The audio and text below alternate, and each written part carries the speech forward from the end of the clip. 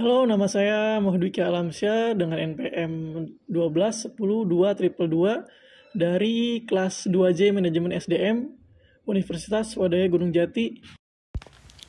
Pada video kali ini saya akan menerangkan materi tentang meningkatkan kompetensi. Langsung kita simak videonya. Kompetensi telah diartikan oleh banyak tokoh, kamus, serta undang-undang. Namun secara garis besar pengertian kompetensi adalah kombinasi dari keterampilan, perilaku, sikap, dan pengetahuan yang ditunjukkan oleh seseorang karyawan yang telah mengerjakan pekerjaannya dengan hasil yang baik. Karyawan yang memiliki kompetensi yang tinggi adalah salah satu sumber daya terpenting yang dapat dimiliki setiap perusahaan karena mereka dapat berkontribusi secara langsung dalam meningkatkan daya unggul perusahaan di dalam industrinya.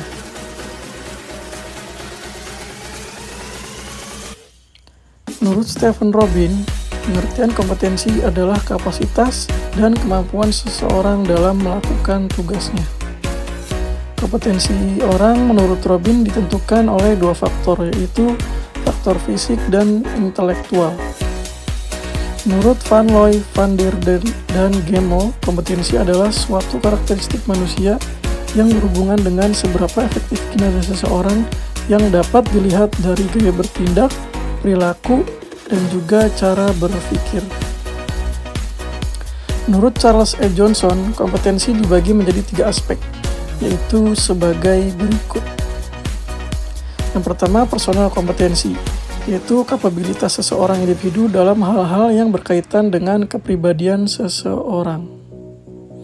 Yang kedua adalah profesional kompetensi, adalah kemampuan seseorang dalam berbagai perihal yang mencakupi pengerjaan dan penyelesaian tugas-tugas tertentu dalam pekerjaan.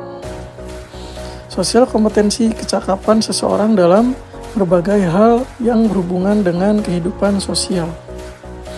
Sedangkan menurut Kunander, kompetensi dibagi menjadi 5 faktor. Apa saja 5 faktor? Yaitu 1. Faktor kompetensi intelektual, yaitu sekumpulan ilmu yang dimiliki oleh individu yang dituntut untuk melakukan pekerjaannya. Yang kedua, faktor kompetensi spiritual adalah kemampuan seseorang individu untuk menyerap dan mengimplementasikan nilai-nilai keagamaan. Faktor kompetensi fisik, yaitu kapabilitas fisik yang dibutuhkan oleh seseorang individu untuk melakukan pekerjaannya. Yang keempat ada faktor kompetensi sosial, yaitu satu set perilaku yang dijadikan dasar pemahaman diri dalam konteks sosial.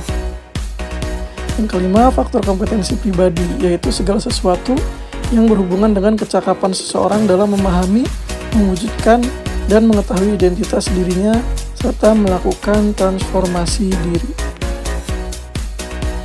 Setelah mengatur kompetensi karyawan, perusahaan dapat membantu mengembangkan karyawan tersebut, baik melalui training atau metode yang lainnya. Selain mempermudah dalam pemilihan kandidat terbaik, terdapat beberapa manfaat lain dari menggunakan kompetensi, seperti sebagai berikut.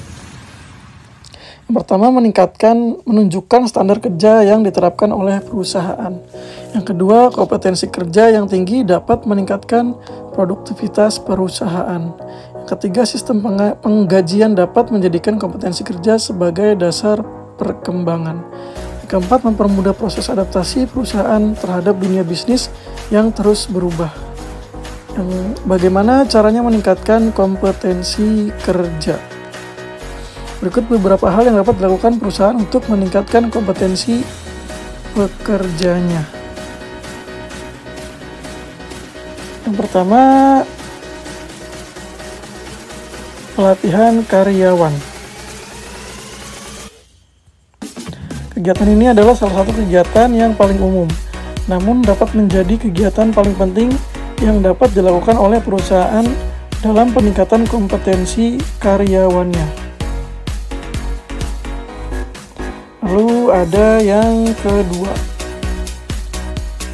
Yang kedua ialah melakukan rotasi kerja. Rotasi kerja adalah pemindahan karyawan ke tempat lain yang memiliki tugas-tugas yang serupa namun memiliki beberapa perbedaan yang dapat membuat karyawan lebih tertantang dalam mengerjakan pekerjaannya. Kemudian ada yang ketiga. Yang ketiga adalah peningkatan jabatan atau promosi. Peningkatan jabatan atau promosi dapat meningkatkan moral karyawan secara substansial. Tentunya dengan mendapatkan promosi, karyawan akan mendapatkan pekerjaan dan tanggung jawab yang lebih banyak dari sebelumnya. Yang keempat adalah membangun kerjasama yang baik. Agar sebuah perusahaan dapat mencapai tujuannya dengan cepat, maka dibutuhkan karyawan yang erat antar karyawannya. Oleh karena itu, perusahaan harus memastikan para pekerjanya yang umumnya memiliki latar belakang berbeda untuk dapat bahu-membahu membantu perusahaan untuk terus berkembang. Yang kelima ada mengadakan kegiatan di luar pekerjaan.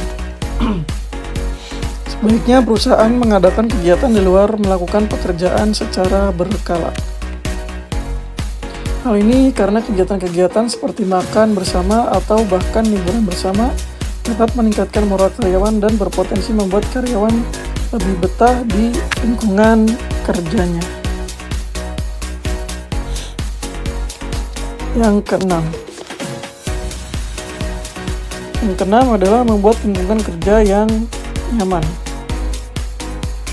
Terdapat beberapa hal yang dapat dilakukan perusahaan untuk membuat karyawan nyaman dalam lingkungan pekerjaannya. Salah satunya adalah memberikan fasilitas yang memadai agar karyawan memiliki infrastruktur yang ia butuhkan untuk mengerjakan tugasnya dengan baik. Sekian dari saya. Terima kasih. Jangan lupa like, comment, dan subscribe. See you.